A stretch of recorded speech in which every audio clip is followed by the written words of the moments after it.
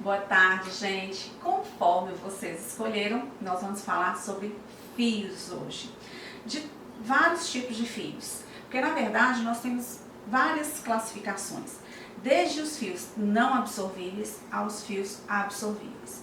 Os fios não absorvíveis seriam aqueles que eu nem trabalho e nem sei se hoje em dia utilizam muito, tá? Que seriam aqueles fios de ouro, de platina, que se utilizava há muito tempo atrás. E os fios de poliuretano. Hoje nós temos os fios absorvíveis, que são realmente os que a gente trabalha, que são os fios de PDO. Temos também fios de PLLA e fios de PCL. No Brasil, o mais fácil de achar são os fios de PDO. Os fios de PLLA seriam os fios do mesmo material do Sculptra, tá? Que é o PLLA. Temos o fio Silhouette, que é do mesmo material do Sculptra. Nós temos o fio também de PCL, que é a policaprolactona, que não se encontra no Brasil. E o mais que a gente encontra mais para trabalhar seria o fio de PDO, que seria o fio de polidioxanona. Esse é o nome do material que é feito o fio, tá joia? Esses fios, gente, eles são muito utilizados hoje em dia para vários objetivos. Eles são biocompatíveis com o nosso corpo, e isso é maravilhoso, porque aí a gente quase não tem um processo de reação com o fio. Eles são absorvíveis, ou seja, nós colocamos e com o tempo ele vai reabsorver no corpo. Ou seja, nosso processo de envelhecimento ele é contínuo, então é bom que seja reabsorvível o material que a gente está utilizando.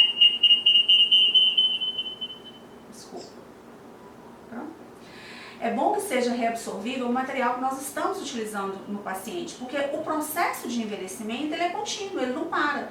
Então, quando o fio reabsorveu, a gente já está ali fazendo outra seção de fios para que trabalhe de acordo com a sequência de envelhecimento que o paciente vai ter ali. Os resultados eles estão eficazes, pode ser resultado tanto para volumização, sim, nós temos fios que volumizam, e resultado para causar o lift que a maioria deseja, que é puxar. E esses fios de polidoxanona fazem todos esses, porque nós temos vários modelos de fios e cada modelo vai entregar uma resposta para a gente. Os fios eles têm baixa reação tecidual, como eu já falei, porque eles são biocompatíveis com o nosso corpo, ele não é alergênico e ele é absorvível pelo corpo, tá bom? O tempo de degradação dele vai variar muito da espessura de cada fio. E aí nós temos também várias gerações de fios. Eu não falei para vocês que a gente tinha o fio de PDO, que é a polidioxanona, PLLA, que é o ácido L-polilático, e o PCL, que é a policaprolactona, cada uma de uma geração. Apesar de nós termos aqui no Brasil mais o PLLA, que é o fio Silhouette, e o PDO, que são os outros fios, o PCL eu não conheço aqui no Brasil.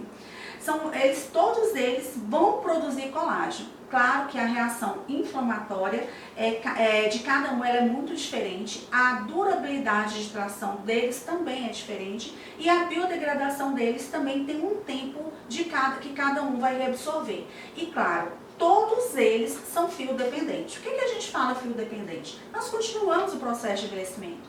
Aí você vai ver o fio, a partir do momento que ele está perdendo o resultado dele, o próprio paciente sente a necessidade de estar fazendo novamente outra sessão. Então, e quanto mais fios a gente coloca, melhor é o resultado. Tá? Esses dias mesmo eu fiz procedimento em mim e só nessa região aqui eu coloquei 80 fios, mas não foram 80 fios de tração. Foram fios lisos, filler de tração, então foi uma mistura de fios de acordo com o objetivo que eu desejava ali naquele momento, tá?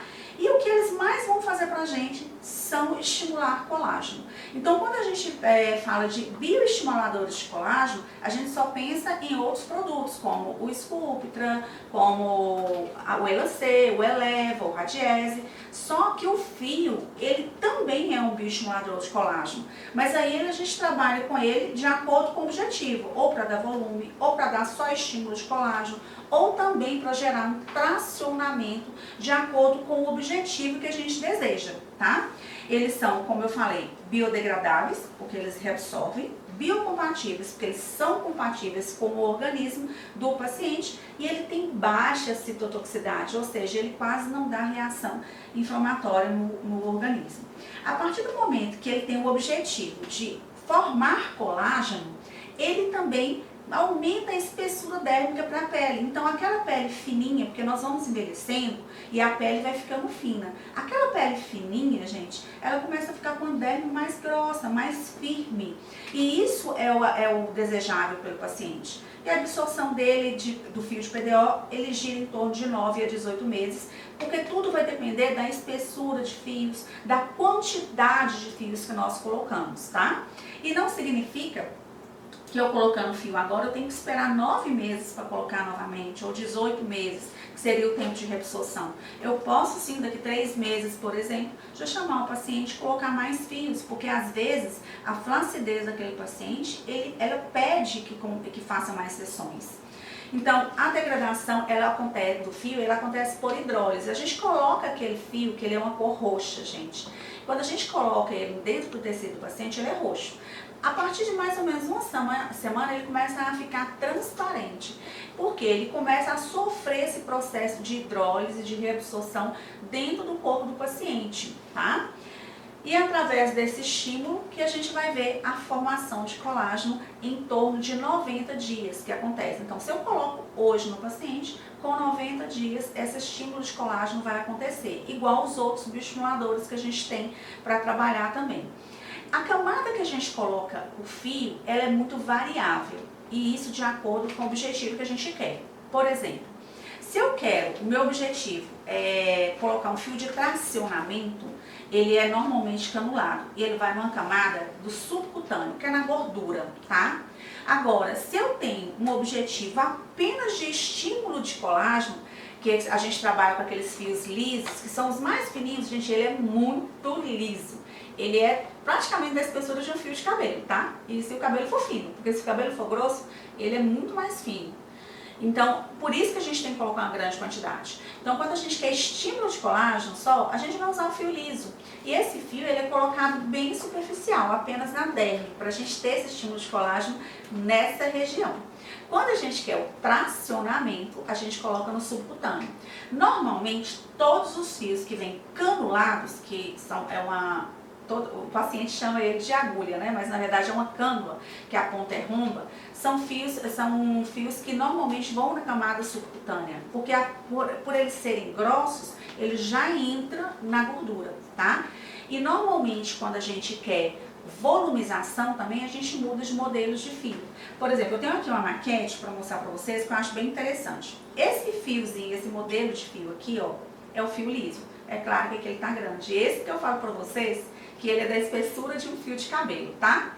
Esse aqui, gente, ele parece com esse fio liso, mas a gente chama ele de multifilamentar ou hydra. Eu vou riscar aqui para vocês entenderem que ele é chamado de multifios porque ele tem 10 fios dentro de uma cânula. Esse fio produz volume. Quando eu quero volumizar uma pálpebra, por exemplo, eu gosto de utilizar esse fio.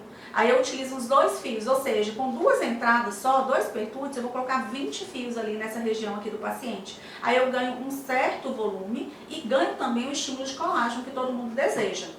O contrário é esse fio liso, se eu for colocar nessa região aqui na derme, aí eu tenho que colocar um do ladinho do outro, tá? Então depende muito do objetivo, da camada que a gente quer trabalhar. Se eu quero volume, é esse aqui. Se eu não quero volume, se eu quero estimular só colágeno, é esse aqui. Esse fio parece um parafuso, né? Aí cada um dá um nome. A gente tem fio parafuso, tem o fio espiralado. Esse fio, ele é pouco usado, mas ele é usado para... O objetivo dele seria abrir uma ruga. Se eu tenho uma ruga aqui muito marcada, a gente coloca ele nesse sentido para abrir a ruga. Esses 2 fios são fios de tração, que tracionam a face, ou que levanta a sobrancelha, por exemplo, ou que puxa aqui essa pelezinha do pescoço. Esse aqui, se vocês perceberem bem, ele eu vou tirar ele aqui da maquete para vocês verem. Ele é com espículas ao redor, né? Ele é um fio reto e aí vem um laser e sai cortando essas espículas aqui, ó. Então ele é um fio espiculado, tá? Ele tem também garras para agarrar no tecido. Esse outro fio aqui, que também é de tração, você vê que o formato da tração dele é muito diferente desse outro aqui, ó. Esse aqui é cortado a laser. E esse aqui, ele é prensado, ele é moldado, tá? Ele tem uma prensa e é moldado. Esse tem mais tração do que esse aqui, tá? Então, ele tem uma tração maior e ele também é forma mais colágeno, porque se vocês perceberem, ele tem garras com formato, com a maior quantidade de produto PDO, que é a polidioxanona, ou seja, ele forma mais colágeno. Então, esses são os dois fios de tração que a gente trabalha. E temos esse fio aqui, que quase ninguém trabalha com ele, que é o... Cada um dá um nome. Normalmente eu chamo ele de matrix. É como se fosse um canudo, ele é oco mesmo dentro. E eles são 16 fios que formam esse canudo. Ele também volumiza muito, até mais do que o fio filler, tá? Eu conheço ele só com o nome de matrix. Eu não sei se outras pessoas dão outro nome para ele. Então, nós temos esse fio, que é o matrix, esses dois fios de tração e esse fio aqui, que é o filler, eles são colocados no subcutâneo, porque eles são canulados. Já esse fio liso e esse fio espiralado aqui, eles são colocados na derme, mais superficial, com o objetivo ali de formar um colágeno naquela região ou de abrir ruga se for o espiralado, tá? Então, quais serão os efeitos que a gente obtém dos resultados dos fios? Melhora na derme, tracionamento, a espessura dérmica aumenta o metabolismo também na região, a circulação linfática também melhora e dá aquele glow na pele que todo mundo deseja. O resultado de lifting, ele imediato, depois ele cai um pouquinho, mas sim, existe o resultado de lifting. E em algumas situações, gente, quando a pessoa tem bolsa nos olhos, nessa região, o fio liso, ele diminui também esse volume de gordura da bolsa dessa região. E aí entra uma parte que é muito legal. Todo mundo sai colocando fio de qualquer jeito, às vezes. E isso não é o ideal. Para a gente ter um resultado realmente de lifting facial, a gente tem que falar um pouco de células de Langerhans. Quando nós trabalhamos pensando no posicionamento das células de Langerhans, a gente trabalha com mais lifting. O que seria isso? Eu vou passar aqui para vocês verem aí na imagem qual o sentido das células de Langerhans do nosso rosto. Nós temos células de Langerhans no corpo inteiro, mas no rosto ela tem um sentido.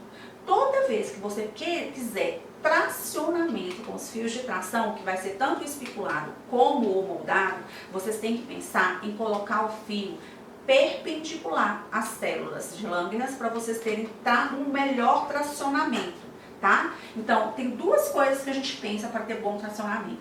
Sempre passar o fio próximo a ligamentos verdadeiros, por exemplo, zigomático, esfenomandibular, e colocar o fio perpendicular às células de Langerhans. Como vocês estão vendo na figura, as células de Langerhans aqui, ó, estão nesse sentido. Então, se eu passo o fio perpendicular aqui, eu vou ter mais trava, mais lift. Aqui nessa região, como elas estão aqui, se eu passo nesse sentido, eu vou ter mais lifting. Então, é bem interessante pensar nessa questão das células de Langerhans, porque a gente sempre quer mais tracionamento na face. Não significa, gente, que não possa colocar em outros sentidos, tá?